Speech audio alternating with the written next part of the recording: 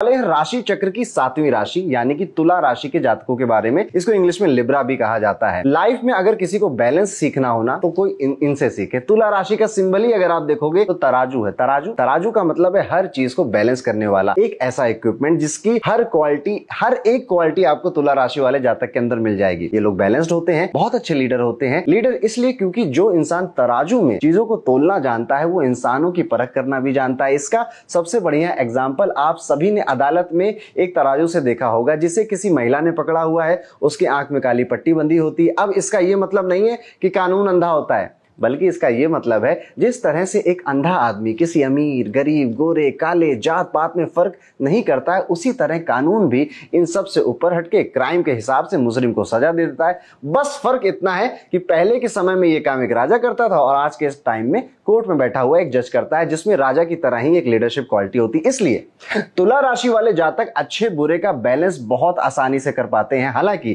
Quality हम सब में होनी चाहिए ये तो, क्योंकि लाइफ को बैलेंस बनाना एक आर्ट है, एक कला है और तुला राशि वाले इसे पैदाइशी लेकर जन्म लिए होते हैं। इन लोगों का पेशेंस लेवल बड़ा गजब का होता है। सिचुएशन कितनी भी बुरी क्यों ना हो, ये अपने गुस्से को कंट्रोल में बखूबी रखना जानते हैं और ये चाहते भी हैं कि फालतू के वाद विवाद से बचे रहें। लेकिन अगर फिर भी विवाद हो गया तो ये बातों के इतने धनी हैं कि अपनी बातों से ही सामने वाले को सुलह करने पर मजबूर कर देते हैं। ये लोग अपनी लाइफ को सोशल रखना चाहते हैं, अपने काम को सोशल रखना चाहते हैं, क्योंकि इन्हें अकेले रहना बिल्कुल पसंद नहीं आता।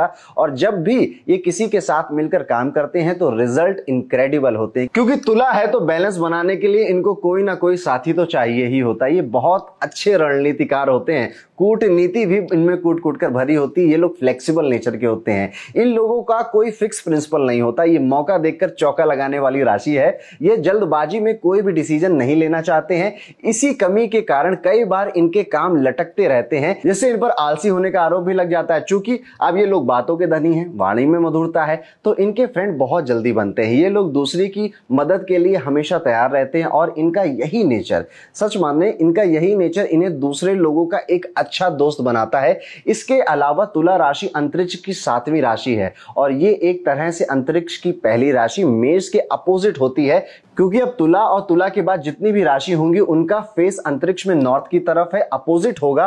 तो यहां से एक क्वालिटी निकल कर आती है कि बाय नेचर ये लोग अपोजिट सेक्स की तरफ बड़े जल्दी अट्रैक्ट हो जाते हैं। ये अपनी लव लाइफ में भी सेक्सुअल डिजायर को इंपॉर्टेंस देते हैं, अपने पार्टनर को इंपॉर्टेंस देते हैं। लव लाइफ हो या मैरिड लाइफ हो, दोनों में बैलेंस बनाकर चलते हैं। लेकिन ये सब तब तक अच्छा चलता है जब तक ये बैलेंस बनाकर चल रहे हैं, क्योंकि अगर किसी भी रीजन से बैलेंस बिगड़ा फिर प्रॉब्लम्स खड़ी होती हैं और इनके रिश्तों में मनमुटाव भी आ जाता है।